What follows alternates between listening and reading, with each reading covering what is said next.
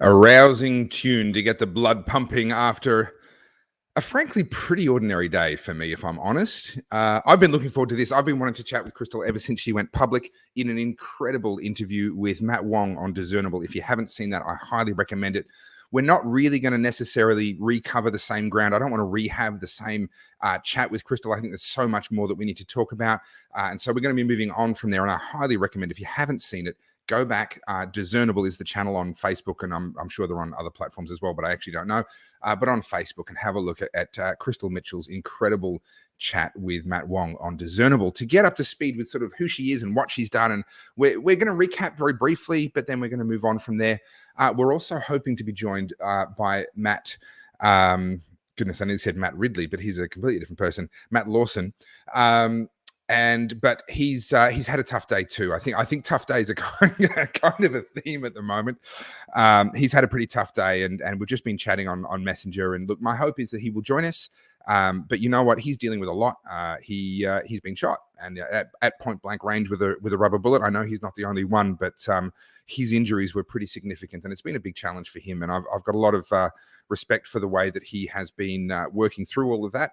And he and I chat from time to time. And look, Matt, if you are watching this, I do hope to see you tonight, but please, no pressure. Look after yourself, and maybe just have a listen for a while, get comfortable, and maybe when you feel like it, just jump in, click the link I gave you, and I'll see you jump in. But hey, if you can't, you can't. You know what? No problem. You need to look after yourself. So make sure you do that, Matt. Right. Okay, a couple of quick updates before I bring on Krystle today. The reason my day was pretty ordinary is because I am now I'm neck deep in pre-production for the documentary. I'm trying to schedule in photo shoots. I'm scheduling the actual film shoot, the interviews. I'm trying to find locations, as some of you will have seen on my social media today, and trying to keep up with media appearances and all sorts of other stuff. My brain is fried, but what better way to end a day than to have a fantastic slow chat with a fantastic and fascinating human being. So, ladies and gentlemen, I give you former Senior Sergeant of Victoria Police, Krystle Mitchell. How are you? Hi, Topher. Have you had a great day? Also, like you, have had, I would say, a pretty average day. So there must be something in the air that we're all feeling it. Was it a full moon last night? I feel like I saw the moon at one point, and it looked pretty I was full, thinking the maybe. same thing. I reckon that might be what it is. Listen, it's just going around. So if you're watching and you've had a crap day, please know it's not just you. Okay, let's all kick back. I'm kicking back in my usual style. A bit of Dimple 15. Ooh, right nice. Now, my local bottle-o has the Dimple 15 on special for less than the Dimple 12, and I would like to say I approve. Is that a brandy, a scotch, a whiskey? No, it's a blended Scotch whiskey. It's one of the better blends, right? Okay. I'm mostly, as you can see over my shoulder here, I'm one of these snobs and single malts and all that kind of crap. However, as blends go, as something that you can drink on a more regular basis without bankrupting the family, it's pretty good. The Dimple, it goes all right. Yeah. So I'm tipping that you're probably thinking that I'm just the bogan who sits back and enjoys the CC and dry. I'm expecting like a Bundy and Coke and maybe a crack pipe on the side. I don't know. No, well, look, tonight I'm drinking a red because I just wanted to relax a little bit. And this is the one. Yeah. It's called the Hero of Zero. I don't know if you can really see that, but it's like preservative free, nice. And it's a nice little, what do I get? What have I got here? I've got a Grenache. There you go. So yeah, there you go. All right. Well, fantastic. And I see you brought the bottle with you. I approve. I did. I was like, this could take a while. Listen, my record is just over 4 hours. I'm not trying to break that record.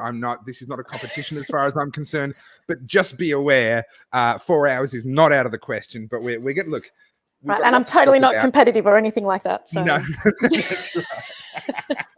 Look, we've got a lot to talk about, but you and I both have a lot to do because you haven't just sort of come out and said what you've said and then gone off into some fairy tale happy ending. You're working incredibly hard on things in the background. I've got the documentary as well, and I can tell you a midnight night is not on the cards for me tonight. That is not what I need right now.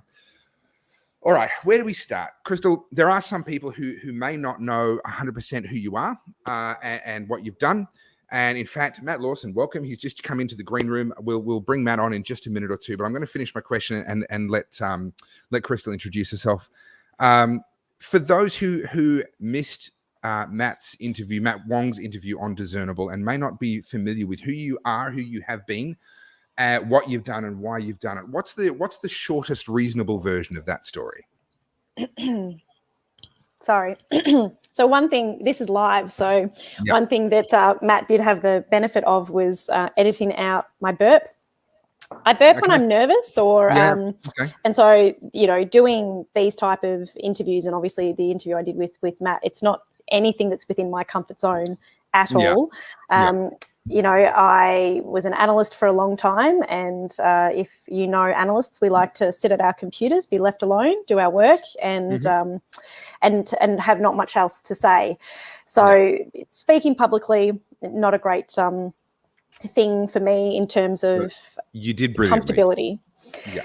But for those that I guess don't know my story, I was in the job for 16 years. I joined, I think I was 22, and I split that. That was roughly 8 years frontline policing, which is operational out on the street at different police stations, and 8 years in the corporate sector. So just working as an intel analyst, an intel sergeant, project management. And my last posting before I quit was as an acting senior sergeant at Gender Equality and Inclusion Command. So I was upgraded in that role for almost 12 months, and it was a project management role, and I absolutely loved it. It was probably one of the best places I've worked in terms of the content of the work. The managers that I had there were great managers. The work was interesting. I loved the people that I worked with, just a really good team of people. But like you, March 2020 came along, and all of a sudden, all of these things started to happen and unravel and affect the community. And like you, and I guess, many of your viewers, I watched as the relationship between police and community deteriorated, and I experienced that as a civilian in the street, and I experienced that from the inside as well, from the troops themselves. Obviously, I still maintain connections and friendships with the front line. Of course. Yeah. And it was just, this situation where you're like, okay, well, when is this going to end? When is this going to end?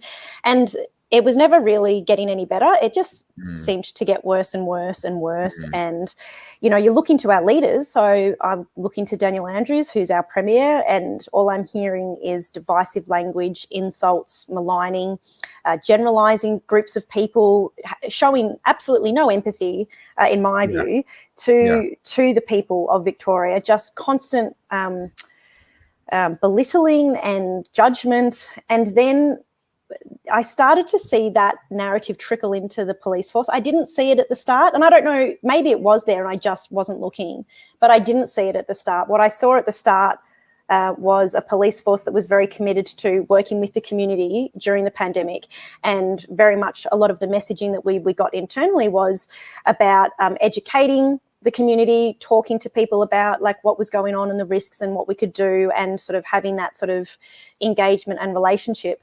And I saw that change as it progressed.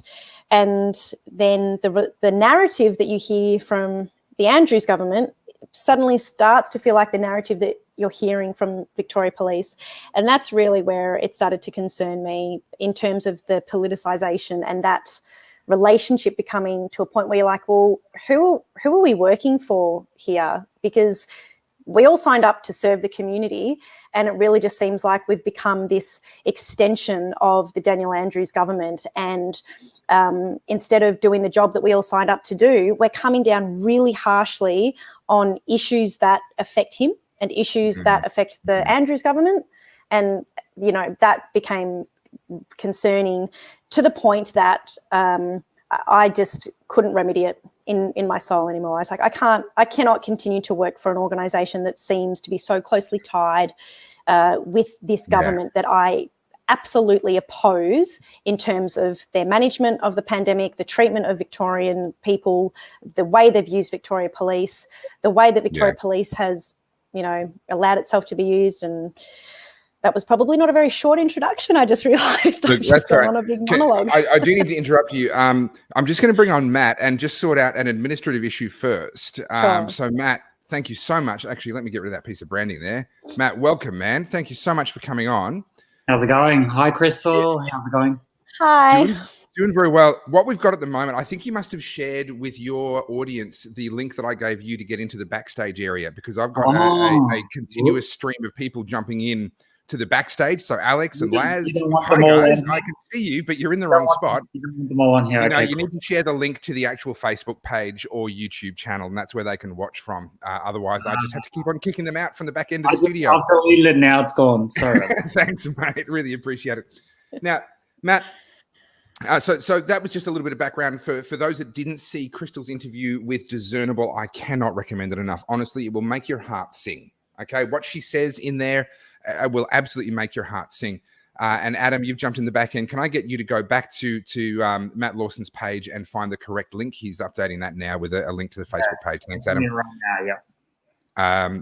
So I'm just going to get there. We go. Okay, so I want to do the same a little bit with you, Matt, because you've been a photographer for a little while, a poet, and someone who you've had a bit of a public profile for various reasons in various kind of areas. Environmentalism, I think, is another one of yours as well.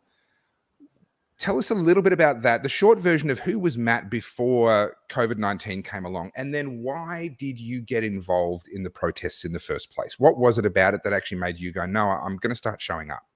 Yeah, so I was actually did a lot of work in my life in sales. So I was a national sales manager for a couple of different companies, and then followed my passion and started doing photography. It was something I love to do, but had some issues that you're well aware of, and I've talked about it on my pages anyway, with panic attacks and anxiety and that kind of stuff. And kind of fell away a little bit from the photography and went into back into doing some sales things. And yeah, when everything hit at the start of 2020, I was one of the ones that was saying, lock up grandma, everyone go and get your vaccinations. And it was a flu shot at that time, a regular flu shot. Yeah, get your flu shot. Yeah, I remember that. Flu shot, lock up grandma, do all this kind of stuff. And then I think for me, I was just watching the narrative, and I started to watch that it was playing out worldwide. I'm a follower of the current affairs, and I was watching the same things getting said in every country.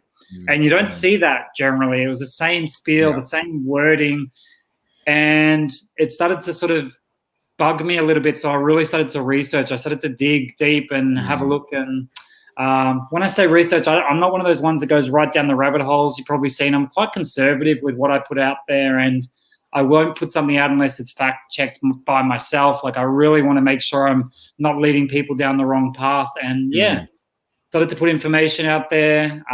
This obviously was affecting myself and my family, but when I started to build a platform, I was getting a lot of inboxes from people from all around Victoria, particularly, and hearing about how the hardship, how it was affecting people's families, their kids in particular. The kids have been suffering with missing school and seeing parents in masks and all that kind of stuff. And yeah, with protests, I started to go to some of the protests back in May last year. And when I started to go to the protests, it's quite interesting what Krystle was saying. It was interesting. I'd never been to protests before, so I thought protests were just a bunch of bogans and hippies and yelling and screaming, and I didn't know what to expect. And when I got there, it was people singing and people cheering for freedom, and I was kind of taken back because I didn't expect it to be that way.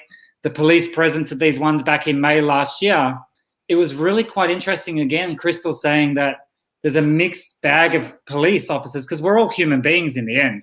Yeah. And we all have different backgrounds and we all have different thought processes when it comes to the government and even to COVID and whatever else. And yeah, I built quite a rapport with some of the police, to the point where people thought I was a police officer. I heard you saying that, Topher, which is kind of silly, because I've been fined, I've been put in jail, I've had everything happen. And people started saying that kind of stuff, because I would always try and speak. We're humans, so speak face to face and try and build a rapport. 100%.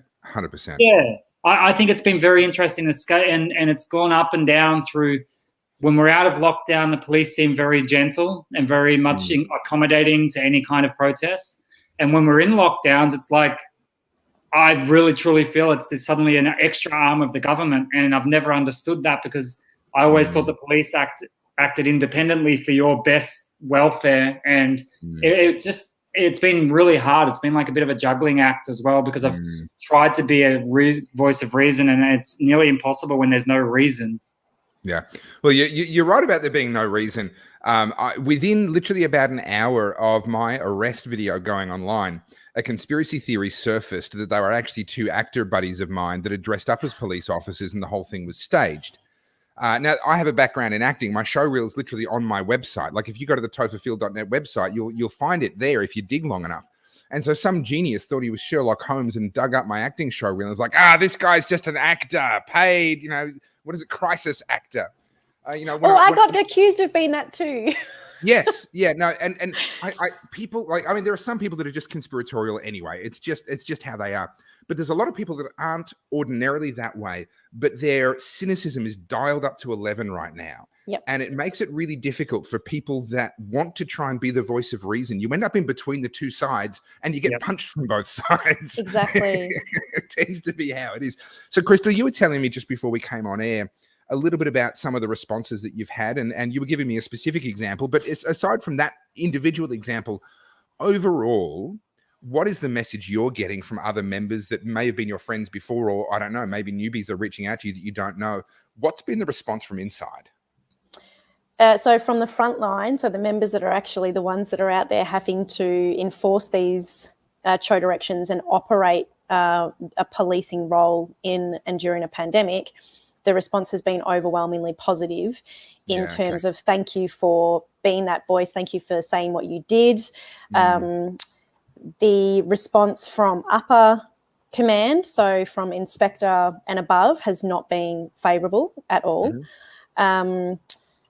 And that it could be for a number of different reasons, but it's hard because those members aren't going to engage with me in dialogue to discuss the merits of why they do or don't agree.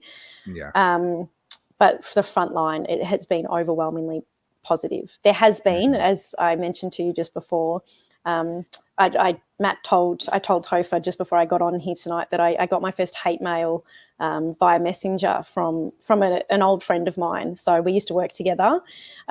We used to play indoor beach volleyball together on a team. We worked together for a number of years. And he sent me a bit of a message on Messenger, basically saying he was disgusted with my actions, and then sort of blocked me from having an opportunity to respond to him or talk to him about it, and just left it at that. But that's the only one. He is literally the only one who has come out and said anything. And look, that's not to say that there aren't plenty more that disagree with what I did, whether or not they would want to have that conversation, or whether or not they would actually be capable of having that conversation rationally, or if they would just using emotions. And as an ex-member said to me, who he had his own bad experience with Victoria Police, he still said it is hard to hear when you've had spent, like a big part of your life in this job as a police officer. It's still very hard to hear criticisms about the organisation that you worked for and that you represented. And so I do understand why some members would react emotionally and strongly to what I did in a negative way. Yeah, and as Matt said, we are all human. In the end, this is their job, and most police officers go in for the right reasons. They are passionate about what they do. They love what they do. Many want to be in there for a very long time, and there is a certain amount of tribalism that comes in. There is a certain amount of wanting to protect this thing that they've put so much, where your treasure is, there will your heart be also. If you've poured years of your life into an organization, you're going to want to protect that organization, even sometimes maybe when there are some problems that actually need to be owned up to, and people can kind of react. It's like your football club. I honestly think, like, if you love your football club, but then they make a stupid decision about something, are you more or less likely to be critical of that decision that they made because of the affection that you have? And I think that can be true for police in the police force as well. When you have that love and affection for the organisation and career that you've built and are building. Yeah.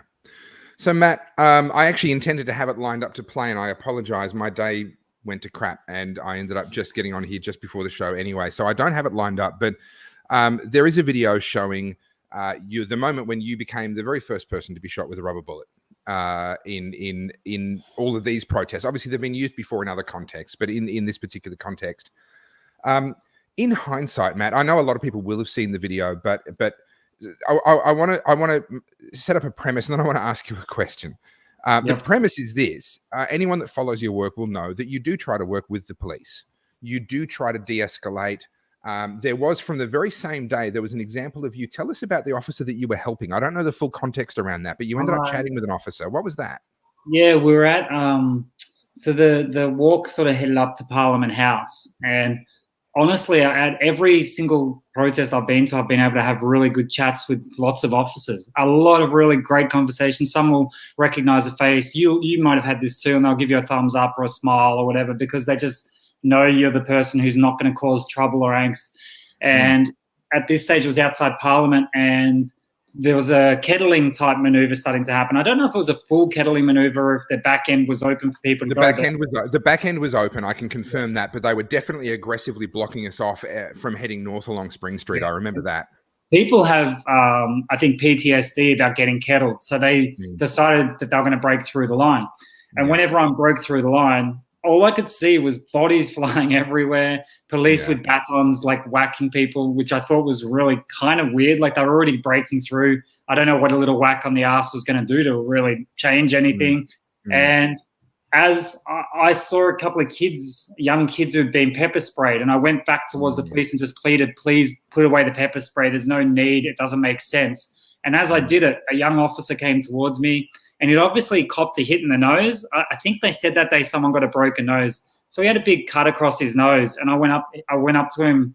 He was trying to push me away and say, go. And I'm like, is your nose okay? Like, do you need some help? Like, just stop yelling at me. Stay still for a second. I grabbed the tissue and handled it and put it on his nose and said, get some help. And then he went on. So that was like, that's how we usually are. That's how I think that the majority of people who are out there are actually kind-hearted. They want to look after each other. You don't want violence at any of these things ever. Yeah. So that happened earlier in the day, and then I remember the march sort of went on a big circle around the city. We ended up on, whether it was King Street or William Street, whatever it was, we came down to Flinders Street, and we were heading along Flinders Street. And you can see this in my live stream. And I find it very amusing. Every time I talk about what I've done, people are like, oh, you're incriminating yourself, Topher. Yeah, there's hours of live streams on the internet with my voice on them. The police have all the evidence they need, okay? They're not going to pull this out as like the conclusive piece of evidence that I was there, okay? I was there. And I will defend my actions on the basis that they are right and not necessarily legal. But I'm certainly not going to try and play games of, oh, no, that wasn't me. That was my twin brother. Come on, guys. All right. So anyway, I was there. We got to Flinders Street, and we headed east along Flinders Street, and we got to the intersection with Elizabeth Street. And by then we could see that the police were well and truly set up on the Flinders Street and Swanson Street intersection, just out the front of Flinders Street Station. And you'll see it in my chat that I was kind of saying, we need to head up Elizabeth Street. We just need to turn the corner and walk away from the conflict, walk away from the fight. But I was talking about the fact that these are decisions that are kind of made by crowds. There's a hive mind going on. One of the problems with these protests having been made illegal is there's no leadership. There's no one making decisions anymore. And that's a consequence of Daniel Andrews trying to make them illegal. And so therefore it becomes a very uncontrollable situation. And I regret in that moment that I spent my time talking to the camera instead of yelling to everybody else. I wish that I had just raised my voice and been like, hey, we're going that way, guys. Because if I could have changed maybe 20 people's minds in that moment, that might have been enough. And maybe the crowd would have gone the other way. But I did what I did. The crowd's hive mind decision was to head towards the conflict rather than away from it. And that really sent us down this path where a conflict was going to happen. I think the police were wrong to block the road, but I think that we were wrong to walk up to their blockade, and I agree. Matt, you ended up near the front. What did you see, and why did you then step forward? Yeah, so when they went up Flinders, I had the same mindset as you. You kind of sometimes get caught up in just the movement and the crowd's moving, and you don't really know exactly what's going on. And I think Krystle mentioned this the other day with Matt on the other interview, just the fact that the majority of the crowd is very peaceful and they just want to get their voices heard. They're hurting and they want to be heard.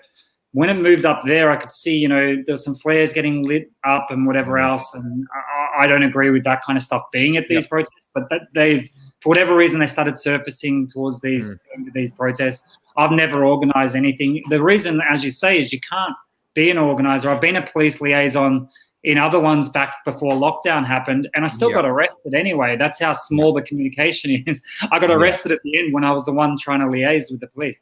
But on this particular day, heading up Flinders, and I could hear there was a ruckus happening up the front, and I was like, I'm just going to go up the front and de-escalate. That's what I want to try and do. And got up there, and I couldn't even get to the very front because the people were trying to push through the police line. It was almost like they'd made a decision there that day and said, we're going to break this because we don't believe that it's right that it's here. I truly think there are quite a few yellow vested police at the back. I don't know who they are, if they're just regular police. No one really understands all the different levels of policing. I think there were quite a few that were standing there thinking, this doesn't really make sense either, but you never know what anyone's thinking. And I just pushed up towards the front to sort of try and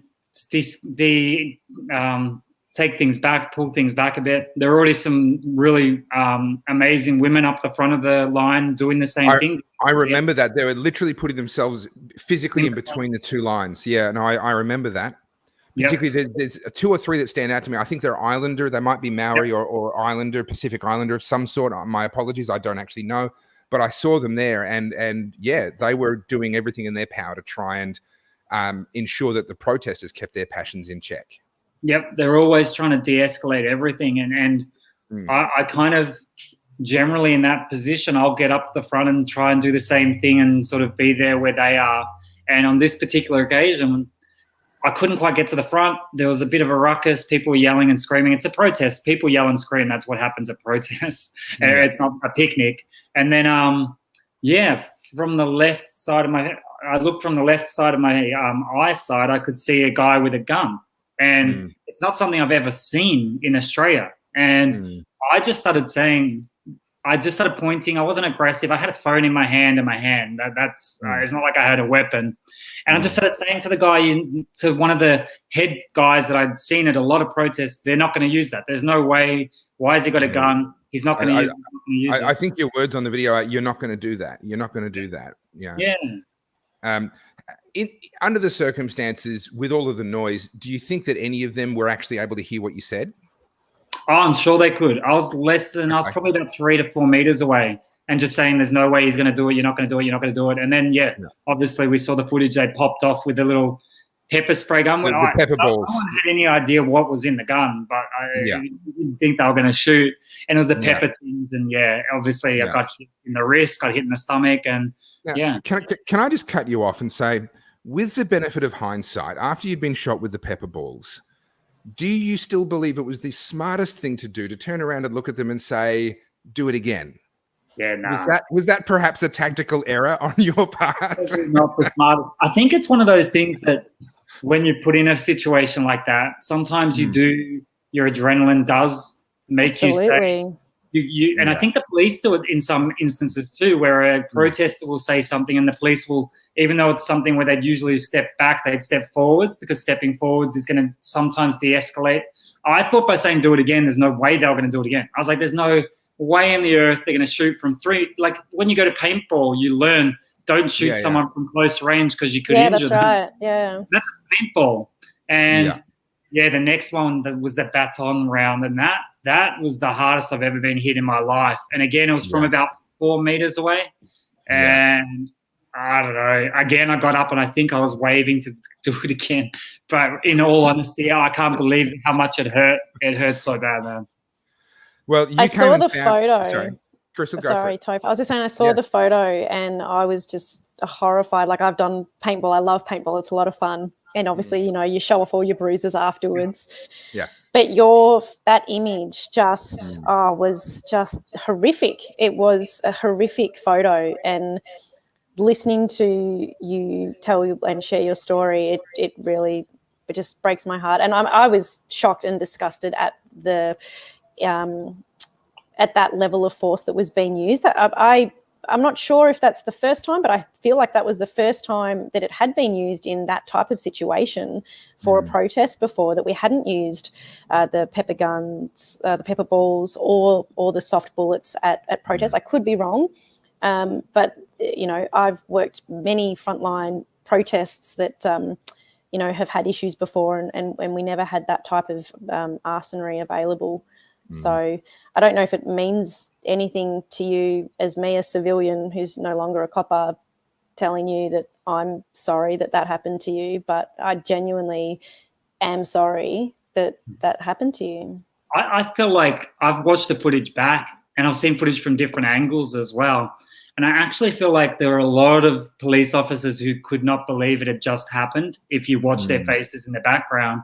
And yeah, so I'm one of these people that's very understanding, and I understand that it was at a point where they needed to do something maybe a little bit more intimidatory. So maybe bringing it out could be the show of force that we've got this and it could be used, or shooting something at the ground or whatever. But yeah, putting it onto a civilian it was a bit of a shock. But I mean, I still don't have hard feelings towards anyone, like Victoria Police or anything. I actually, if anything, from that day, I've had more inboxes from Victoria Police people than ever before, asking me for help with the vaccine mandates and stuff. So like, it's a funny world, and isn't it?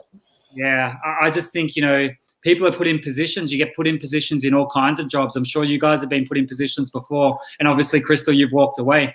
You get put in positions where there's something you know is not quite right, and you either morally do it or you morally walk away. And sometimes you do it and then you walk away because you realize your gut tells you it's the wrong thing. So definitely no hard feelings towards anyone, whether it's the person who pulled the trigger or the one who forced them to do it, because I think in the end they were being used as pawns by the government. So well, this I think is what we need to get to. Krystle, I think your earpiece might have just stopped working. Oh no, there we go. The echo's gone. Sorry, I could hear myself echoing back for a second there. So could I, yeah. Yeah, this is, I think, the position that we need to get to. A lot of wrong has been done. We need to acknowledge that. People, when I talked about, you know, a reconciliation episode, you know, people were jumping on, oh, you're too quick to forgive. No, hang on.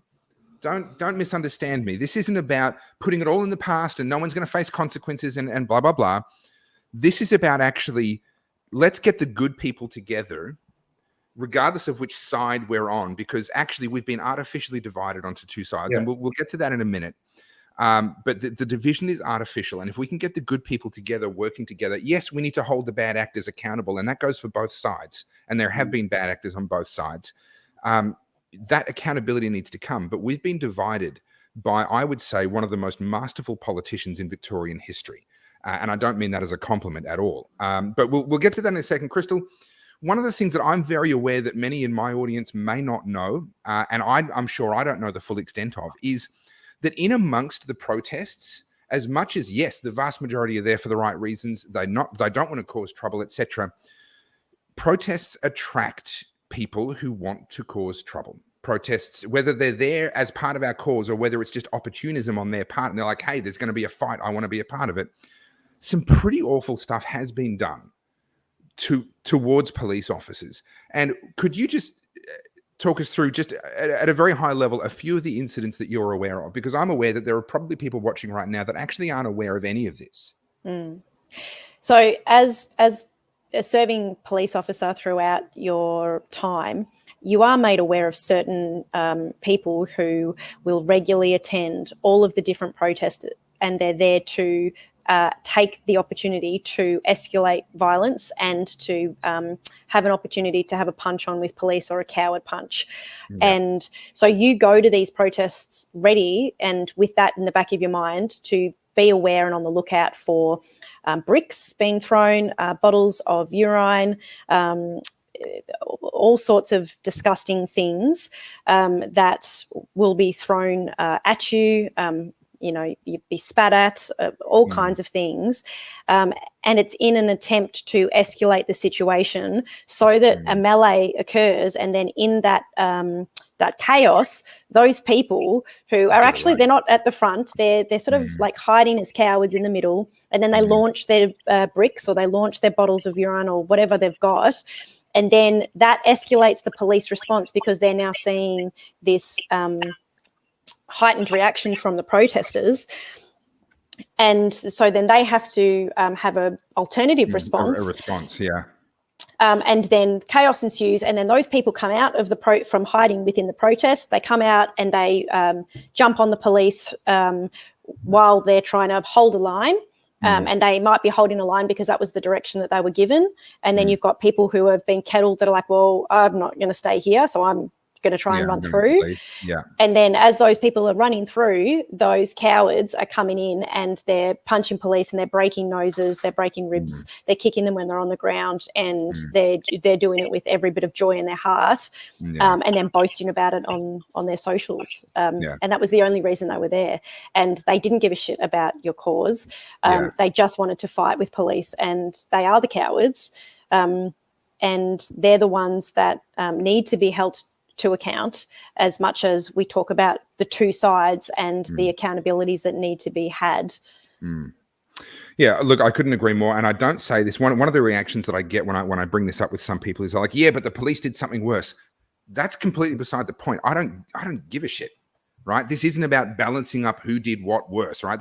We could have that subjective argument all day long. There are definitely people in the police force who I believe need to be held accountable. I'm aware that there's at least one investigation ongoing, and I think there should be a few more, and hopefully in time we can make that happen. But none of that excuses these individuals and what they do. And unfortunately, I think a lot of the confrontationalism, when you're at the protests, if you end up near the front, which I tend to try and avoid, okay? I'm not that guy. That's not my personality. It's not what I'm there for. I tend to be a few layers deep at any given point in time if I can manage it. But as you get close to the police, you'll find they're often sitting there with an arm up ready and a baton on the shoulder, and they've got a certain stance that they've clearly been trained in. And to someone like me and someone like Matt, we look at it and go, well, that's just complete overkill, because what am I going to do, right? But they're not there for you. They're not doing that because of people like me and people like Matt. They're doing that because of some of these hangers-on. Because of the information that they've received beforehand, that there are going to be certain agitators there. And, the police have to protect themselves from that type of violence. But it also might be the tactic that's being used to hold the line, so to speak, which, if we weren't put into this situation where Daniel Andrews has made protesting illegal, you wouldn't need to have that response. And indeed, we don't see that response when we're not in a Daniel Andrews law that protests are illegal. You always, as Matt has said, he used to be a liaison. Police and protesters prior to the pandemic had generally very good relationships, because we would help coordinate those protests, and we would actually connect the organisers of different protests that are actually fighting for the same thing together, so that they could then better coordinate the message that they wanted to deliver. And then we would discuss with them the day, the time, which roads they could go down, so that we could block roads off. We could then notify the media, who could tell people who were driving cars or trains, avoid this area, go this way. And we would have that mutual agreement and understanding with the lead protesters on the protest that they were doing. And look, generally they would end up at Spring Street, because if it's a political protest, that's where that's where they want to go. And again, that's fine. And when you had that good relationship, you also had a relationship where the police would say to the lead protest organisers, look, we want this to be a peaceful protest. You want this to be a peaceful protest. So encourage your cohort of people that are coming to point out any of those professional agitators, and we'll deal with them. We'll come in and we'll take them and we'll remove them, so that you can continue your protest, so that they aren't the ones that are then creating that sort of chaos at the end. And that worked very effectively, because those relationships were allowed to occur, because protesters could actually nominate themselves and say to police, hey, this is what we're wanting to organise. And the fact that we haven't been able to do that during the pandemic has significantly contributed to not only the injury between police and protesters at these protests, but also that reputational harm from all of this imagery that people are seeing of this overuse of a police force to quell protesters who are, dissenting against a government issue. And the argument that, it's about public health, it's just a load of bulldash, because I understand the premise of, okay, maybe stopping the protest before it happens for that whole, avoiding the mass gathering.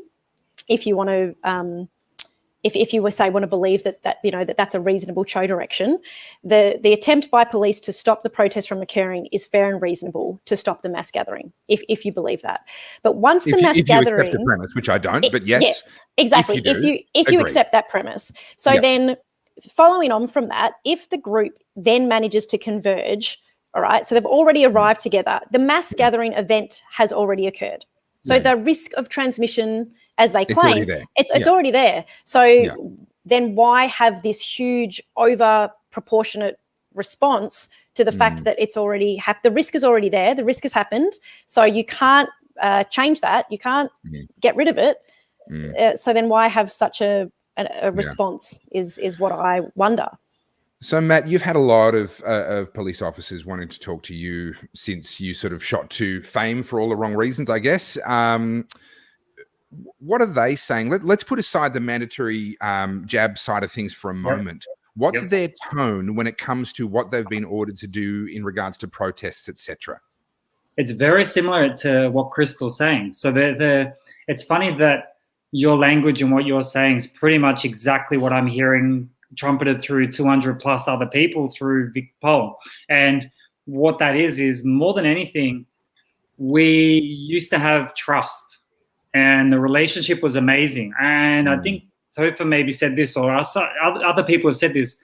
You would walk down the road and you would like smile and say g'day, or your child would go up and give them a high five. And with the images that we're seeing, that's deteriorated. And a lot of the love that these police officers have had for policing the streets, which is to stop crime and make sure everyone is safe, they've lost that love in their heart for what they were doing. And that's what I'm hearing over and over again. And a lot of it comes back to this government overreach, because as soon as they brought in this rule of incitement, the incitement rule is the one that's the crux of all this problem, because you know this well after the last couple of weeks. And I'm on an incitement charge from last year for organising a candlelit vigil for people who committed suicide following the Cho directives, which the police officers turned up to and no one got arrested because it was such a beautiful thing. Like, once they put that rule in place, this conversation couldn't happen. This walk into the station, we're talking about we want to have a protest. We know that there's regulations in place. We'll do our very best to work with you, which outside of lockdowns, we could have that conversation and there were the most amazing protests, and there was still angry people. There was mostly freedom and love. There was still some angry people there. What Krystle said was right, is that you would point out the one who looks like they're going to play up and say, that's not one of us. That's someone who's not about what we're about. Yeah. As soon as they started cracking down on people and as you said, holding their batons and doing a different stance because that was their directive, because no one was an organizer, no one was directing the crowd where to go or what to do because of this chaos, you end up with chaos on both sides. And that broken trust, which is not the Vic Poll's fault, and I don't think it's the protesters' fault, it's the government that's broken it. Once that trust is broken and the conversation is gone, you're not going to have people calling out the ones in the crowd doing the wrong thing, because in their mind, the police are doing the wrong thing. And then it's a gray area on what you're meant to be doing. I think generally most people, police and civilian, are going to err on the side of, I hope, love and doing the right thing. That's what I'm all about. But it's just such a gray area because of the government. And the government's done this, I feel, knowing that this is putting people in a bad spot on both sides. Because when you've got families that have lost their jobs, lost everything, being mandated, children missing school, children cutting themselves, police are first responders to a lot of this stuff as well. So they know very well what's going on. And the amount of time an officer will say, I'm just doing my job, it's heartbreaking, because I don't think they actually mean it that way. They don't mean it in a heartless, like, I'm just doing my job, as in you're a piece of crap and I'm doing my job, so you deserve to get a baton across the back. They're saying, I'm doing my job. I wish I didn't have to do this, but I have to feed my family too. This is what I'm trained to do. I don't maybe have another skill set or something to fall back on. I don't want to be here. I wish you didn't have to be here. I wish there was another way. Matt, you've sorry, Krystle, you go. Krystle? No, I was just going to say, yeah, Matt's absolutely right. And I think maybe compounding the issue is that, and I can say this because I've been a dish pig. So I was a dish pig well before I joined VicPol. But, you know, you can walk away from a dish pig job if you don't like the boss, and you can go find another job. A career with Victoria Police is a career. It's your entire life, and it's something that you work and study hard for, and you want to move through the ranks, and it is a tough gig to get promoted. It's very competitive. You have to work hard. So it is very hard for people to make that decision to walk away and to do what people are asking, you know, which is a lot of the protesters are saying is, you know, police stand with us. What you're asking that person to do, who isn't a dish pig, who can just walk away from their job, you're asking that person to walk away from their entire job on this particular issue. And that's a big ask. Yeah. And rightly or wrongly, some people will say, well, you should. And others will say, well, no, I understand. It's a career. And, you know, it's me and Craig Backman, I think, that are the two that I know of that have stood up, said something and walked away out of 17,000 odd. So it's not something that you're going to see just a lot of people standing up and doing, because it is a big deal. And I think, sorry, I'll just jot in one more thing. I think one of the big things that we need to realize is if the police force goes or gets defunded or we lose our police force, we're in strife. We don't want that. Like, as a state, we don't want to lose our police force. If you take away their powers, and we don't want an unpoliced state. That makes zero sense. That works down into New World Order type stuff where they get rid of the police force and bring in the UN and whatever else. We don't want that. What we do need is strong people like Krystle and Craig and Alexander Cooney and these people speaking up, so that the police that are still in their jobs go to their unions or go to whoever they need to and have these hard conversations where they say, we can't police in this manner because it's not in the interest of the people we're meant to be policing. Yeah, well said. And I want to dive deep into that in just a couple of minutes, but I just want to go to one last thing before we sort of move off this topic that we're on right now. I'm sure we've all seen the moment when someone was recording with a phone and one of the Port Police was walking alongside them and basically saying, I don't want to be here either, man, but I don't have any other skills. This is my job. If I've got kids at home, etc. And for me, that brought up a whole range of different emotions and thoughts. And on the one hand, you go, okay, I understand, etc. But on the other hand, that's exactly the same reason why the protesters are there, because they've got kids and they've got families and they can't feed them because of all of the lockdowns and the orders that have been handed out by Daniel Andrews. And what I want to get to, and you alluded to it earlier, Krystle, what kind of a Machiavellian political genius manages to split society in half and have them fighting pitched battles against each other on the streets, and yet both sides are there for the same reason as each other? Yeah. Like, that both is kids. You've got to give Daniel Andrews some credit. Like, it's not an ordinary, average, everyday politician that can pull off something that Machiavellian and stand up every day in front of a press conference with a straight face and pretend like he's the good guy in all of this. And claim to not know why people are protesting. Yeah, correct. So, Krystle, one of the things that you said in your interview on Discernable was that you felt compelled, you wanted to speak out more and more about politics, and you couldn't do that within the job and whilst you were wearing the uniform. Does that mean, and I am leading you here, but take it away in whatever direction you wish, what was it about politics that you saw was the problem? It just seemed to me, when you look at politics, let's just say locally within the Labor government, and look, I'm gonna speak to my ignorance here. I did not know who the Premier of Victoria was until March 2020. Wow. Dead set. I had no idea who Daniel Andrews was. I didn't care. Didn't bother me, had no effect on my life or how I did my job. And then March 2020, bang, he's on the television telling me that I have to wear a mask to leave my house. And I have some childhood trauma, some childhood abuse in relation to having my mouth covered. And so I have anxiety and PTSD and can't wear a mask. And that really is what triggered this, awakening in me personally to go down this path, was because there was no empathy from him whatsoever. There was no explanation. There was just this man standing there telling people that you had to obey this order, and essentially giving people permission to then abuse you in the street if you didn't follow the rules. So every time I left my house and somebody abused me in the street, you were just triggering a trauma in me that had occurred as a child. And the anxiety was just absolutely awful. Yeah. So it was that triggering of, this pandemic occurring and Daniel Andrews responding to it in the way that he did, that I then started to actually pay attention. Like, well, hang on a second. This man is having, far more control over my life than I thought we allowed our politicians to have. Surely they can't do this. And obviously then you start to do your own research and understand a bit more of how the political landscape works. And then you see all of the different connections and you're just like, well, wait a minute, this isn't right. And being a police officer, you're not allowed to have any of those views. Like, you can't share them socially, you can't share them publicly, you certainly can't share them when you're in uniform.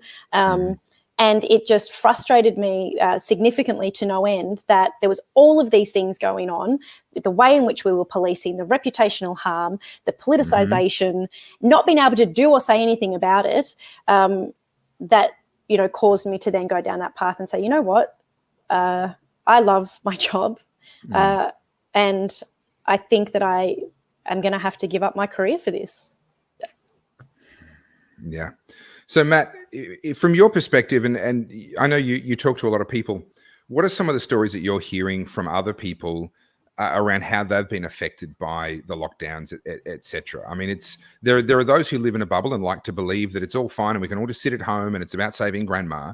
But then there's reality. I get a lot of it in my inbox. I know you must as well. Yeah, I get so much. And I think, just touching on what Krystle just said as well, I think that the thing that a lot of the public don't realize is that the police can't speak against the government. Like, I think it's a fine and you get dismissed straight away. I didn't know that myself. I didn't know that till about 3 months ago. And I used to be there talking to the police saying, just, what's your thoughts? What do you think about Dan Andrews? You must have an opinion. And they just look at me blankly, and I didn't get that they can't step out and say anything. And that's a really difficult position to be put in. As you say, it's an evil genius plan to put the police between the protesters and freedom, where the police can't speak about anything to do with their freedom. So it's a really smart thing. I'm getting, at the start of the lockdowns, it was a lot of disbelief from a lot of different people. It's changed. It's changed from that to a lot of people really worried about their children, to a lot of people then worried about these vaccines, obviously, and how quickly they're coming through. I don't even know if I can say that word on Facebook and things like that, but probably not. But it's done now, so I call it the jab or the juice. I call it the juice, boost juice. So now it's gone to people speaking about the mandates, obviously, and the fact that a lot of them just don't want to take it. A lot of them are happy to take the 99.75% recovery rate and run with it, because they're healthy individuals and they see the risk factors. And I don't want to go too much into that, but I'm getting a lot of people with that. I obviously, a funny thing happened like a month ago when this construction thing blew up. A lot of people, so I went down to CFMEU to see what was going on. I'm at everything. I always turn up and film it because I want to show people what everyone's emotions are. And that was done by CFMEU workers. They're the ones who made the decision to do what they were going to do. Whether they're antagonists there or not, I have no idea, probably, because they go to most things. But that broke my heart, seeing the way that people acted that day, because I'm about peaceful non-compliance. If you're going to stand for yourself, you stand peacefully and you do it in your actions on your day-to-day basis. From that day onwards, I started getting a lot of construction people, then I got teachers, then I also get doctors and nurses who can't speak up. So again, the government's got this thing in place so doctors and nurses can't speak out against the jab. No matter what their thought process is, they can't say a negative thing on social media. So you've got your police that are meant to be there defending your rights who can't speak. You've got your doctors and nurses who can't speak. And you've got Dan Andrews who can say pretty much anything he wants without showing any science, without showing any feedback. So most of the people I get in my inbox are bewildered. They don't know what's going on. They're in a state of shock. I get the ones that have been down the rabbit hole for a week and they turn up and their hair's fuzzy and they look like freaked out. I get the newbies that have just, you know what I get a lot of lately? A lot of people who have had the first jab, and as soon as the jab goes in their arm, they have an awakening. An epiphany that, what have I done? My body's not my body anymore.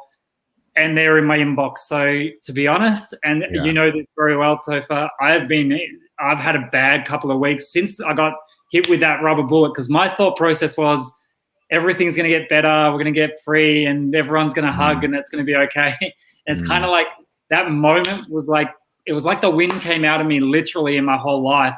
And I sort of went, how are we going to get through this? Like, how are we going to fix this? I and everyone who inboxes me, and I do this in my page, and I know you do it with your platforms, I just want to fix it. I want to bridge the divide. We should not have this division anymore. Wouldn't that be nice if it was just that easy? If we could just fix it, wouldn't that be nice? It's such typical men, isn't it? You just want to fix everything. Yeah, just want to make it better.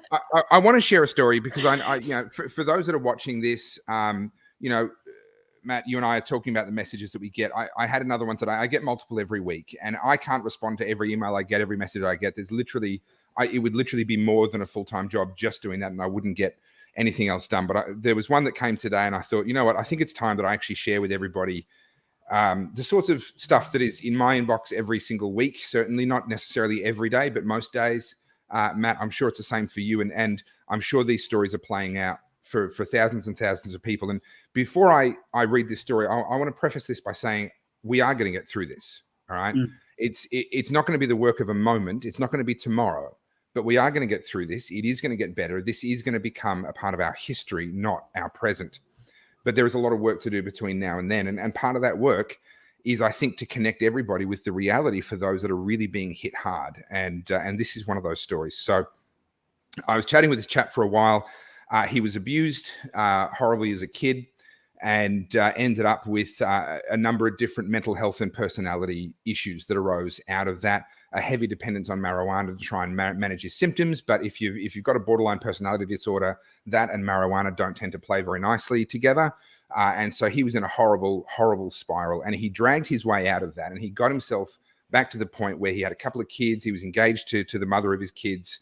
And this is his story. August 2020, my fiance and I are living in Geelong, expecting a baby.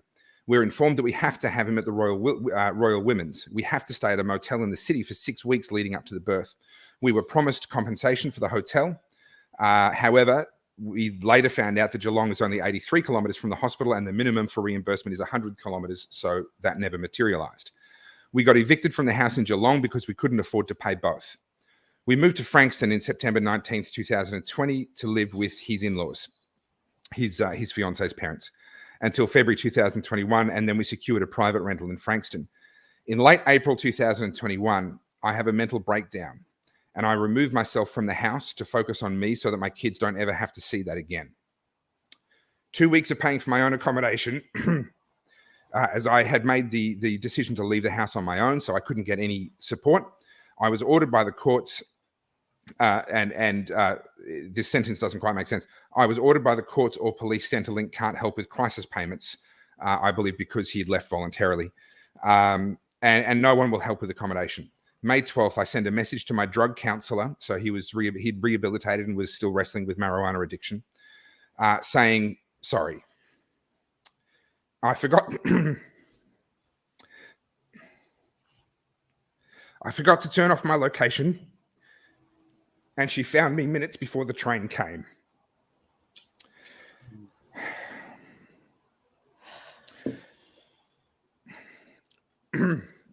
I go and spend 3 days at Papu in Frankston, which is a psychiatric and assessment unit. After the 3 days, I'm discharged to a motel for 2 days and then put into a mental health treatment facility where I was for 4 weeks. Obviously, the snap 7-day lockdown announced during my stay. I'm discharged mid-ish June, and I go to live with a friend at a unit his mum owns. Unfortunately, she had to return to the unit due to unforeseen circumstances, and so I was on the street. I rang the Salvos, and I got put in a Frankston motel where I've been for the last 9 weeks. During this time, I've received zero support from any referrals that were put in there by the rehab center, and I have literally until last week had to do it with zero support. $540 a fortnight from Centrelink, and a $170 contribution to the motel. This is what he has to pay. He has to pay $170 to the motel, $150 in child support, phone, and travel. Doesn't leave much.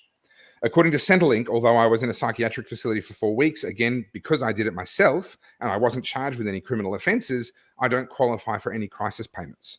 On Tuesday, this is Tuesday just gone, I receive a call from the Salvation Army letting me know that this is the last week in the motel because their funding is being cut off once lockdown ends. And as of Tuesday, this coming Tuesday, I will need to find alternative accommodation, a share house, a boarding house, or somewhere. As a recovering addict who desperately wants to access his kids, a share house, boarding house, crack house isn't suitable. I have no criminal record. I was a swim teacher for 11 years from 15 to 26 when I had my first breakdown. I'm just trying to get my life on track and give my kids the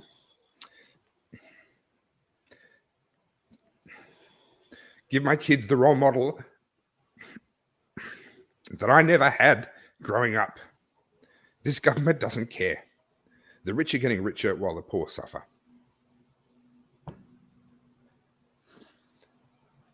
There are so many stories like that. And, the number of times, when I'm chatting with people like that, and we've had a lengthy exchange, and I'll be keeping in touch with him. He gave me permission, by the way, to read that. When I know that that's what's sitting in my inbox, I want to engage with these people. I don't want to just leave them unread. So I'll come out here to my garage and I'll close the door and I'll reply and I'll read and I'll chat with these people. And it's not uncommon for my wife to just stick her head in to say something or whatever and to find me in tears like this.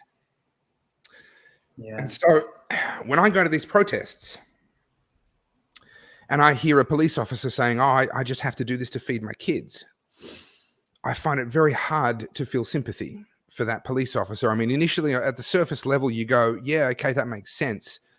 But on the other hand, I see the pain that's being caused by what they're doing and by what they're supporting by following their orders. So, Krystle, I want to ask you this. Is there in reality a way for police officers to conscientiously object to the orders they're being given without it being the end of their career? I mean, sure, there might be an official thing. Yes, you fill out this form, you do this, blah, blah, blah, but you're never getting promoted, right? Is there in reality, in practice, a way for a police officer to come forward and say, I'm not okay with this?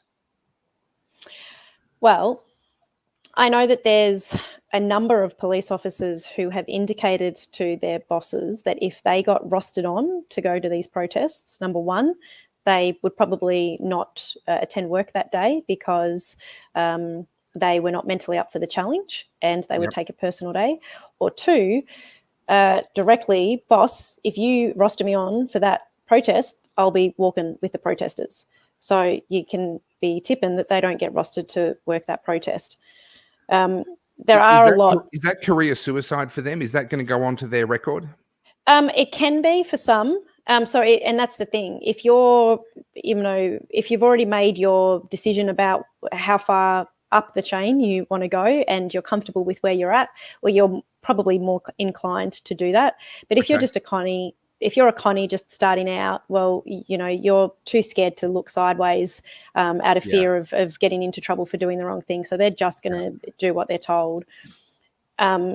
What they can do is they can absolutely, if they're attending these protests, ensure that they don't get swept up in the mayhem of it all and use disproportionate force.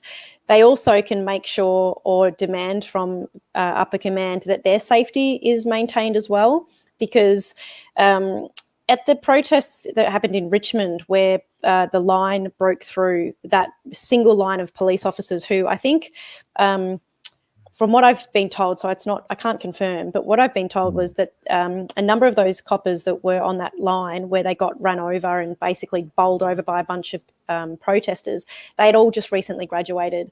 And a number of them apparently have quit as a result because they were not supported. On that day, there was police that were available in the city and were hearing Code 9. We need police assistance. And they were told to stand where they were because, oh, no, we want to stop the protesters from coming into the city. So you had police listening on the radio to their fellow colleagues getting punched, kicked, dragged, calling for help. We need backup. And they weren't getting it because command at some point somewhere had said, no, you need to stay where you are. So I appreciate that answer, but that answer really is no, by the sounds of it. There is no way for an officer to actually speak up internally and say, actually, I think we're on the wrong side of this. There's tactics that they can use to minimize their involvement in it, but the answer that I'm hearing is there isn't really a mechanism. In the Army, we were told I was on the Army Reserve, I'm not trying to claim to be anything special, but we were told very clearly in our training, if you have a moral issue with an order, you have a moral obligation to politely decline to obey that order. You'll be court-martialed and you'll have to justify your decision and you'll have to explain yourself for why you disobeyed that order. But it's not just a case of, you can call in sick at work. It's a case of you have a duty to turn around to your superior officer and say, no, I'm not going to go along with that. Am I correct in understanding from your answer, Krystle, that culture and that practice doesn't exist within VicPol? Not to that extent. You can challenge a direction that you don't believe is lawful. Mm-hmm. So if there was police that did not believe that the directions were lawful in the sense of attending these protests to hold a line to stop people from protesting, they could have that argument with their boss. And ultimately what would occur is that the officer would say, I don't believe that this is a lawful direction and I don't want to comply. And then you would have the boss that says, well, I'm telling you it's a lawful direction. And if you fail to comply with my lawful direction, I'm going to charge you with a disciplinary offence of failing to comply with a lawful direction. Yeah. Which maybe is similar to that. And then they have a similar court-martial type situation. Yeah. But there isn't a sort of moral grounds. I mean, when you're training for combat, this isn't a rule of law type situation. This is the law is a separate thing. It's right and wrong. It's morality. You're right down to life and death and moral sort of decisions. And so I guess it makes sense in a police context that they are referring to the law, but that means therefore that there is no opportunity for a police officer to say, I believe that the law itself is the problem. No, because we don't, as coppers will say, we don't make the law, we just enforce it. And that is true of what the police do. So you have a cohort that will believe that the Public Health and Wellbeing Act is a lawful act, and therefore the directions that a CHO makes under the Public Health and Wellbeing Act are lawful directions. Therefore, we are legally entitled to enforce those CHO directions as the way command instructs us to do so. And that is the methodology that they'll take. What I found with a couple of the protests, so I've been arrested a couple of times at the protests just because they'll pick someone out of the crowd and arrest you. Like, that for me doesn't make a lot of sense either. You got to be honest, with a beard like that, you look like trouble. So I can understand why they pick you. Yeah. Yeah. So you have a crowd. You might have 3,000 people, and they'll just pick some randoms and pull them out and process them through to do the process. I even feel like when they're doing it, they're like, I can't really be bothered doing this. It's going to be a fine. There's so many of you here, but we need to set an example of some people to get everyone else to back away and go home. Now, also, so that Dan Andrews can get up on television later that night and trumpet how many infringements were issued, because it's all about the numbers. It's all been about the numbers. But what I found in that is if I had a conversation, again, humanize them, find some common ground about how crap lockdowns are, whatever else, I think that probably, and I probably, hopefully not too many police are watching this, they're going to backtrack, but there were a few times where I didn't get a fine. They just had the conversation. I said, look, there's gray areas in policing. The beauty of policing is you can choose, if it's a law, I think that, the law's there for a reason, but you can choose to give a warning. You can choose to say, have you got coffee in that cup? You can choose to say the mask is down a little bit low. So there's discretion. Discretionary powers. That's right. Part of policing is discretionary powers. And I would like to think that if enough police had a protest called and they, the construction industry or whatever it is, that I would have thought, and this is what I was always hoping for, there'd be enough on the front lines to go, I'm just going to put down my shield. Discretionary wise, there's thousands of you here. It doesn't make any sense for us to go and pick one or two out or to shoot guns at people. That's not, these people aren't doing something but yeah, I can see where it's really difficult because, who's in the crowd, what's happening, whatever else. And by the time it gets to the protest, it's too late to expect police to do anything different than to police the protest because, I'm an ex-copper, but just hearing you say that, I'm thinking to myself, yeah, but if I do that, then I'm putting my fellow colleagues at risk because if something happens and there's an escalation, have I contributed to that? Or by stepping away, am I creating a risk for my colleagues? So it's too late at the protest. Yeah. But that thing that you're talking about in terms of discretionary power, that's something that I would like to highlight. If you look at the numbers, because it's all about the numbers, look at the number of current serving acting police officers and PSOs that are able to issue infringements, and you look at the number of infringements that have been issued, I promise you, in fact, I can guarantee you that there are a great deal of police out there that are walking past you when you're not wearing your mask, that are not pulling you over when they check your rego and you're 10 Ks outside of where your home is. They are using their discretion. And we don't see that. There is no video footage of the great interaction between the police officer and the person that they pulled over or the person that they walked past who wasn't wearing the mask and they didn't stop them and give them a ticket for it. I guess my thought process would be, and maybe it's just throwing it out there, that as you say, once the protest is already formed to become a protest, the police that if a police officer thinks that they're going to be letting down another police officer by not standing their ground, my thought process would be to let the people walk through the city. They're going to walk through, they're going to disperse, they're going to go home. Then there's no confrontation at all. This is where we run into sort of the culture. And as I think back to me in my 20s, I would have been an absolute asshole cop. If I'd been a cop in my 20s, I would have it would have been bad news because I would have been just that absolute stickler. I come from a very conservative, rule-obeying background to the point that when the helmet laws came in, I was wearing the helmets about 2 months before the actual laws took effect. And then I went to pick up my bike. I'd left it at a friend's place. I'd gone over, had a sleepover, and I was going to ride home. But then my mum picked me up in the car and we left the bike there. And I walked all the way to their place to pick up my bike and they weren't home and my helmet was inside. So I couldn't get my helmet. So I pushed the bike all the way home instead of riding it because it would be wrong because I don't have a helmet, right? I was that guy, okay? And I would have been an awful police officer. I would have just made a great highway patrol copper. I would have been handing out tickets like confetti. That's just who I was, right? Now, I've obviously changed enormously since then and moved much more towards a freedom orientation rather than a conservative, absolute rule of law. The government is God, basically, orientation. But I look at what's happening and I look at particularly this discretion issue. So the reason I say that is because I wouldn't have exercised discretion. If you broke the rules, you get the fine. That would have been me as a police officer in my 20s. But I think one of the really damaging things and one of the areas where the police reputation is being really badly damaged is in what we see, areas where we see discretion not being exercised, such as there are two old ladies holding a sign. Yeah. Okay. And the police decide to walk up to them and arrest them and create trouble. There's someone sitting alone on a park bench and they get harassed. But then also the areas where there is at a minimum a perception, and I hold the perception, so I'm going to say it's true because as far as I'm concerned, it is true, that different types of protests are being treated very differently. BLM, of course, was the big example of that. Zoe Buller is another example when what she called for in her Facebook post was legal in Ballarat at the time. They were not under stage 4 restrictions. They were under stage 3 restrictions. And she specifically said in the post, please maintain your social distancing and obey all the orders. And yet she was arrested for incitement of what? Of obeying the chose orders. What was the issue there? This discretion issue, it sounds nice, but it only works if the officers are actually using their discretion and are seen to be using their discretion in ways that make sense. And I don't really have a question to that, but I feel like we're really losing our faith in police officers and in their discretion. I don't know. I just, this is one of the problems to me. Take, for example, I'll give another example, the issue of the incitement charges, Matt, that you brought up. I'm up on 2 incitement charges now.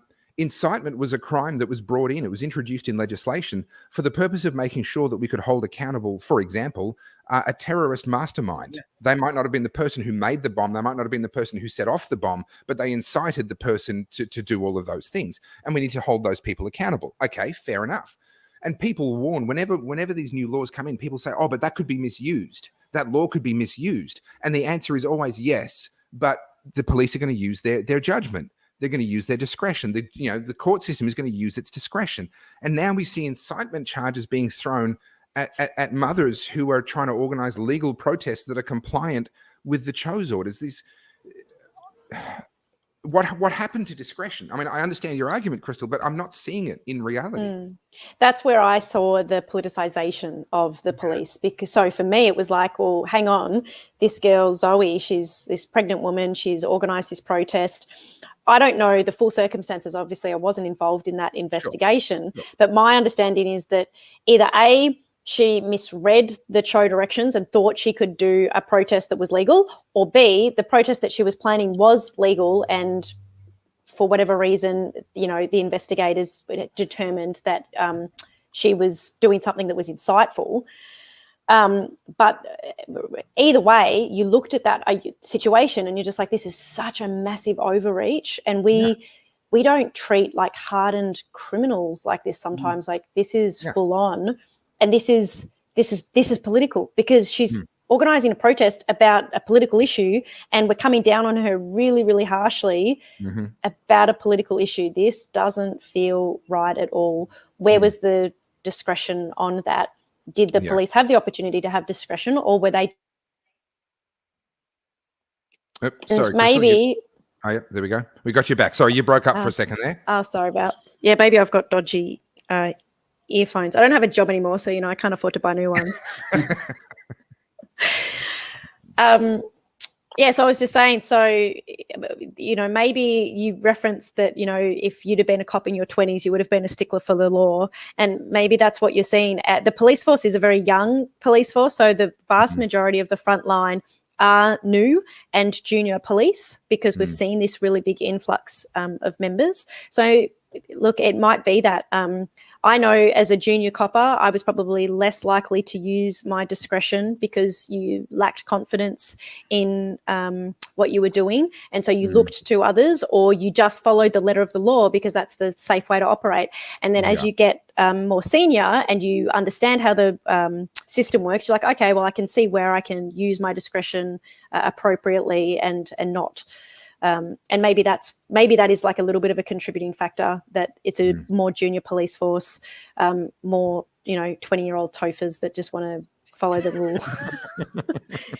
But it's not proud, none of it's helpful. It's the truth. I have to say, even today, I was walking at the park around near my house, and a couple of police officers pulled up into the parking lot, and they walked around the oval. And I was like, in my head, because of everything that's been going on, I'm like, oh, here comes the Gestapo. They're going to cause trouble. They went up, they chatted to some kids on the playground. They laughed with little Junior and like kind of gave her a bit of a hug. They went past the basketball court and smiled and gave a thumbs up. And I was like, that's the police force that I've always known. And maybe it's because there's an easing of restrictions coming tomorrow, and they're kind of, I know they're sick of it as well. The conversations I have, and you're right, when it comes to the more senior police on the lines, I can always have a really easy chat with them. When it comes to the younger ones, they'll look at me like, you're just a troublemaker. And I'm like, you don't even know me. You're judging me through my beanie or the beard or whatever, and the fact I'm at a protest, and you're judging before you even have a word. And I found that, for me, that makes me think that there's as you say, the political side of it, and they're sucked into the whole narrative because they're watching it on TV 24/7. They're hearing it from all their friends around the water cooler. Once you're stuck in that narrative, it's very hard to be understanding of anything else apart from stop the disease, knock down the protesters, do the right thing, lock them up. once you break out of the narrative and look without the blinkers on, as I think the police have always done in the past, they would be very open to saying, I can see this person's doing this, but are they truly breaking a law? Are they not understanding something? Or, are they in pain? Are they drug affected? Like, there's always that thought process of, can I help this person because they're in distress? And we're in distress right now. What's the proportionate response to this situation? Yes. What is the proportionate and reasonable response to this situation? And I think a lot of that is getting lost amongst the fear. I mean, I think we all can agree that a lot of what is being driven through this pandemic in compliance and with protests is this fear narrative that just keeps getting drilled into everybody's head. And then when you operate from a place of fear, your brain isn't thinking rationally, and it's using an emotion that is, been with us since, time immemorial. And unfortunately, I think that our politicians have realised that this is a great way to bring in compliance and to bring in a way of which they would prefer to govern the people, which is, if I put enough fear in you that you will obey, or the vast majority of you will obey, you will do what you're told, you will believe what I tell you, you won't question what I tell you, you won't ask for the evidence, you won't critically think, you'll just think, oh yeah, no, he's doing it for my own safety. And this is where it becomes incredibly dangerous. And I'm going to break Godwin's law here, but it's not just Germany in the 1930s. It's also Argentina. It's also Croatia. It's also the Soviet Union. It's also China. It's like we've seen so many examples around the world. You mentioned narrative a minute ago, and I think that's exactly it. And there are people that I love dearly who are in the police force, and they are absolutely bought into the narrative. And one of the things that concerns me is that there is always a narrative. Even for the most flagrant human rights abuses, there is always a narrative. So allow me to break Godwin's law for a moment. Germany in the mid-1930s to late 1930s, before the war broke out, the rationale, the narrative given for why we needed to mark all the Jewish people and know where they were and what was a Jewish business, etc., was public health. It's a detail that's been lost, I think, in a lot of our history books. But actually, the narrative was these people are disease spreaders, and we need to separate them out from the rest of society so they don't spread disease. And the penalty, if you broke those health orders and you did business with a Jewish business and you weren't Jewish yourself, was to get a fine from the police. And my point there is there was a narrative. And those police officers were given just as much reason to follow their orders and do what they were told to do then. And this is before the Holocaust, before all that stuff. Okay, I'm not making a comparison between that and Vic Pol today, but I am saying 1935, 1936. I actually think there is a direct comparison here. There is a narrative, and there is always a narrative. And if our officers are buying into that narrative, and like I was asking before, there is no mechanism for them to morally object, to say, actually, I don't care what the law says. I mean, apartheid was legal, segregation was legal, the Holocaust was legal, all this stuff, they wrote the laws, right?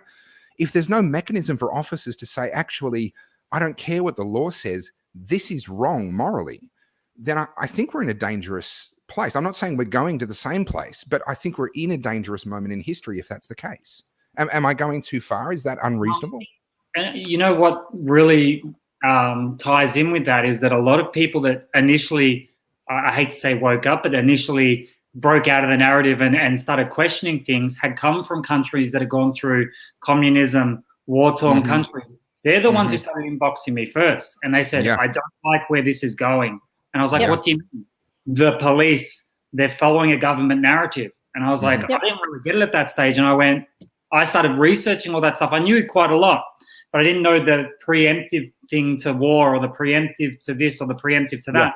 Quite often it was the government a police force without asking any questions, or an army, but generally a police force is the one used, following a narrative blindly without questioning anything and pulling away people that were getting called dissidents or people that were questioning the narrative were just getting knocked off.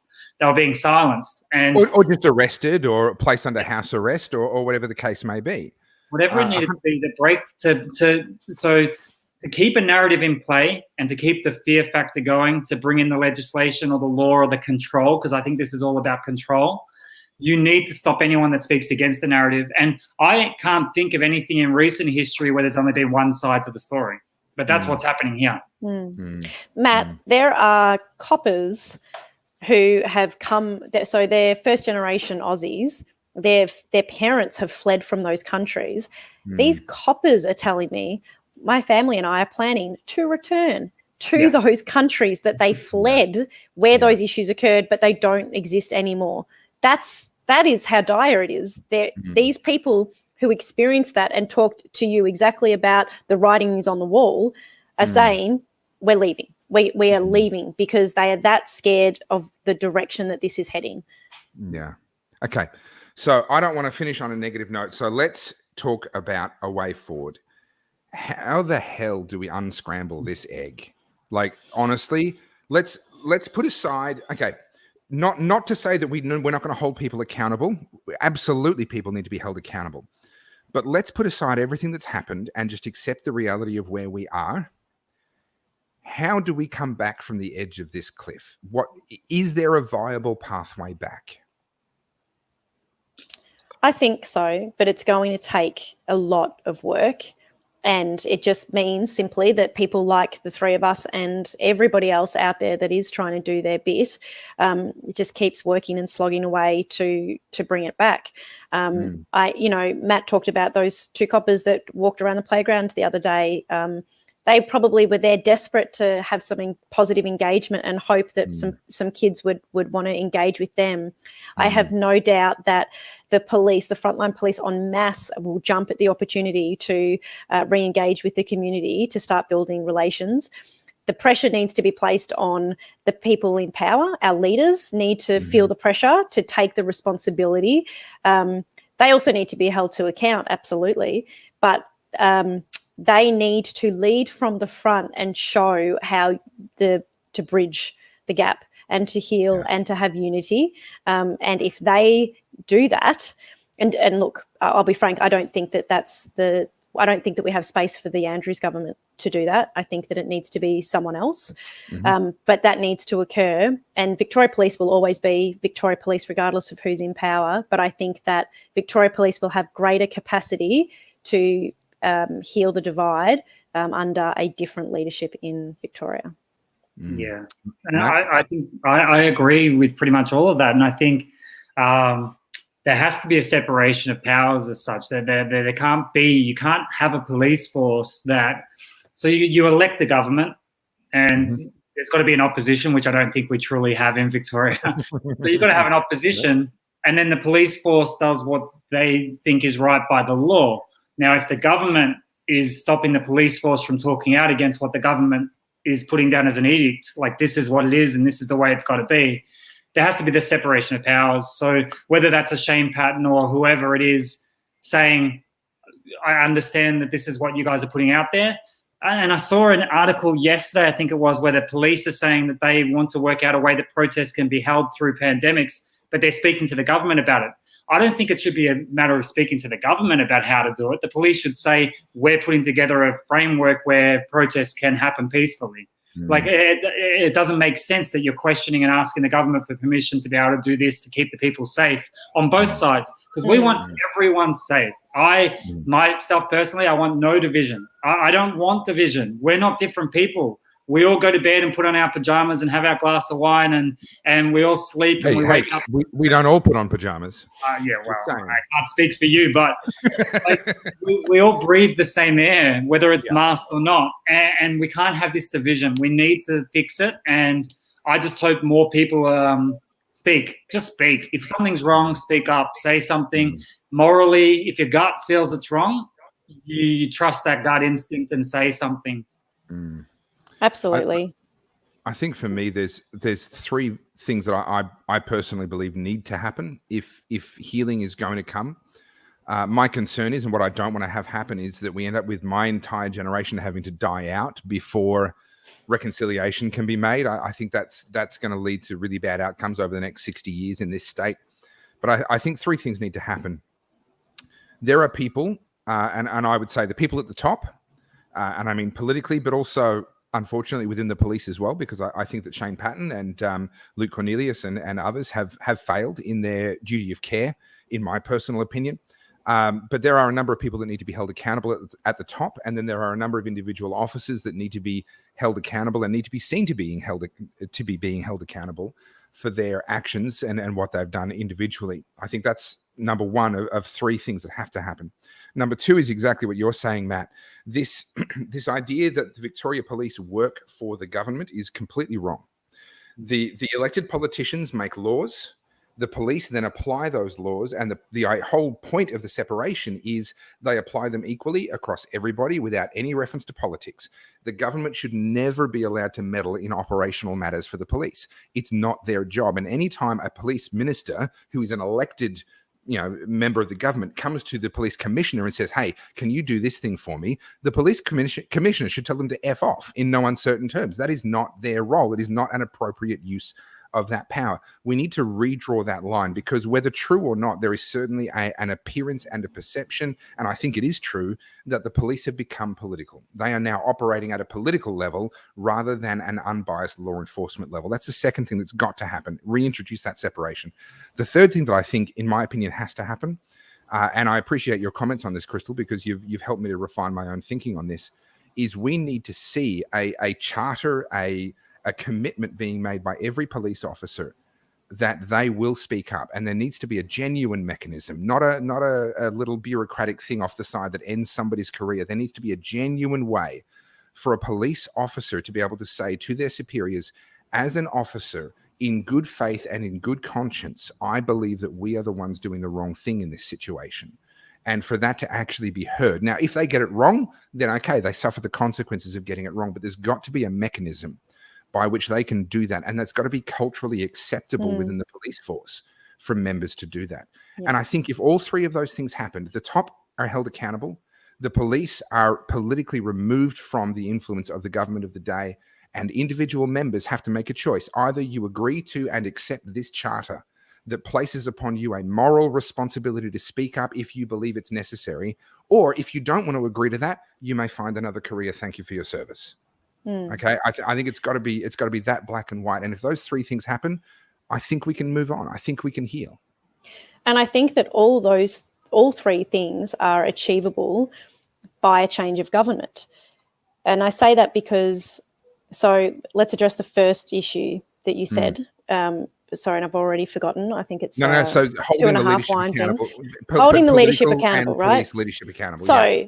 Holding them accountable, the Labor government isn't going to hold itself accountable. Well, just look at IBAC. Look at IBAC. Exactly. A change of leadership would do that. Secondly, do we need to look at the way in which the Chief Commissioner and certain command roles are offered to people in the current structure, so that, there is this, I'm in power over here in Labor, I'm going to appoint all of these police over here. So, there is this melding. Should not be that way. Do we need to review the mechanisms in which the way senior police officers are hired? That addresses that issue, and you would do that, I think, through a change of government. The second issue, remind me. So that was the second one, is separating. That was the second one. Oh, look, see, I've already got there. And the third one is the Victoria Police Act 2013. That's the new code that we operate under. A simple change to a bill to amend the Victoria Police Act to place a charter within that, as you stipulated, is something that I think a change of government would do, because I don't believe that Labor would be in a position to do that. So basically, we need a change of leadership from the top to affect those changes. Look, I tend to agree, and I've been saying for some time, I talk about Plan B, right? I was born in Australia. I've lived in Australia all my life. I've traveled a little bit, and for the first time in the last 2 years, my wife and I have been talking about leaving Australia and growing old and dying and being buried in another country, and our grandkids growing up calling that place home, right? And this is not a conversation we ever had before. But if we go to the election in November 2022 and Daniel Andrews is re-elected, then I'm kind of, at that point, I'm calling it. Right? I've told my partner the same thing. Yeah, we're done here. It's a lost cause. I'm moving on. I'll fight like tooth and nail until that day. But if that day comes, then that's the point where I just go, you know what? Yep. If this is what people want, they can have it.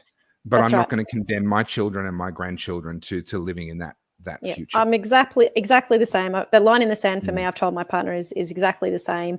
I will fight with every breath and every effort I have in my body. But if the people of Victoria somehow are blinded, or I don't know what, that they could possibly do to think that it would be appropriate to vote Labor in again. But if they do, then I'm out. I'm out. I'll be, calling Texas and seeing if they want an ex-copper from Victoria to come on board, because, they seem to be doing things pretty all right down there. Yeah, Florida's looking good. I've always said, I've spent a bit of time in Texas, and I've always said to them, listen, if you just secede from the US and get that horrible federal government out of your lives and the IRS, and like the IRS has its own freaking SWAT teams. On what planet is that okay, right? So get rid of the federal government. I will happily live in Texas. I'll happily live in Florida and deal with all of their crap, because no place is perfect. At the moment, look, my family and I, we're looking at much smaller countries, not English-speaking countries. I think most of the Anglosphere is following a similar path. We are the most extreme in the entire world. We are the most extreme, but a lot of the Anglosphere is following a similar path. So I said to my niece some time ago, and apologies for my regular viewers who've heard this before. She's, I think, was 14 at the time, and she's very politically aware. And she was asking me what she should do and how she should be thinking about her future. And I said, listen, by the time your kids are your age, you will probably be living in another country, and it probably won't be an English-speaking country. That's the harsh reality. Now, I don't want that future. I want to turn this around. I want to see us get back to the childhood. I was born in Australia in the 1980s. I won the freaking lottery. Me too. I love Australia. It literally, a lucky country. Yeah, when you were saying about leaving, I almost had a tear, because it breaks my heart what Australia's become. And I hope, if nothing else, whether it's this conversation or another one that people stumble across, that it just opens the lines of communication. Like everyone's been so insular, like everyone's closed down. Let's open up. Let's open up, not Victoria, but open yourself up. Open yourself up to say what's coming from your heart and speak. Like everyone just start communicating again. It doesn't matter if we disagree on things. That doesn't matter. That's the beauty of this world, is to disagree on certain things. But to say, I disagree with you, but I love you for the person you are, whether you're a police officer, whether you're a journalist, whether you're a cleaner, it doesn't matter. Like, let's just start having the conversations, and let's make real change and make Victoria what it was, like a better place than ever before.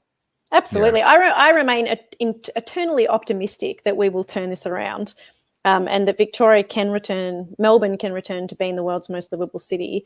And you know what? Even if the bloody leaders don't want to take on that challenge, I know that there are plenty of us Victorians out there that are prepared to take that challenge on, and we'll do it in spite of them. So I remain optimistic that we won't be going anywhere, Toph. We'll be sticking around and fighting the good fight, so that your kids can enjoy the Victoria and Australia that we all fondly remember.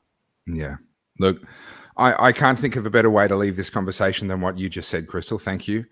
Krystle, Matt, this has been an absolute joy. I have loved every single minute of this conversation. I'm so grateful to both of you. There are so many, the mainstream media and our politicians right now have a vested interest in keeping us divided. And this conversation is proof that they can't win. That if we decide that we're going to unite, we're going to get together, we're going to acknowledge the wrongs that we've committed, and we're going to move together, we're going to move forward together. We can do that in spite of all the propaganda. We can do that in spite of the mass media. We can do that in spite of what the opposition leader federally says about who the protesters are. We can do that in spite of what the Premier of Victoria says about us. And ultimately, there's a hell of a lot more of us than there are of them. And if we decide to unite, and make a new and beautiful future together, then there ain't a whole lot they can do about it. We just need enough people to get on board that journey. So you guys are amazing. I've loved this. Thank you so much. And I really appreciate it. Krystle, your courage in being, to my knowledge, the first one to come out and do what you did. is astonishing. We never actually got to talk about what you're doing in the background and all the other things that you're doing. So I'm going to have to invite you back on in a month or a couple of months, because the world needs to know you haven't just done this flash in the pan, high profile thing and then walked off into the sunset. You are working away in the background and doing so many good things. Matt, I so appreciate the whole way you go about this, and the fact that you can sit here as someone who, you know, and I know you won't mind me saying, your recovery from being shot with that rubber bullet has been a journey. Yeah. Right. It has been a journey. Okay. You've been through hell, and yet here you are, still willing to sit here and say, you know what, I don't actually hold a grudge, and I'm willing to make peace, and I'm willing to find a way to move forward. That's beautiful. It's beautiful, and I appreciate it so much. Thanks, brother. Thank you. Well, thank you to both of you. Thank you to everyone that's been watching. Thank you for all the comments. I really appreciate it. Please share this. Please, the world needs to see this conversation, okay? I haven't promoted my doco. I haven't promoted any of my other stuff, and I did that. I wanted to do that deliberately. This isn't about me. This is about this conversation that we've had tonight, and the world needs to hear it. So please share it. Please tag people that you think need to hear this conversation. Tag the police officer friends that you may have, or family members that you may have, and let them see this conversation. I think it's so important. And I hope that in some small way, we've helped to lay a foundation for a much brighter and much more beautiful future for us all. So on that note, have a great night.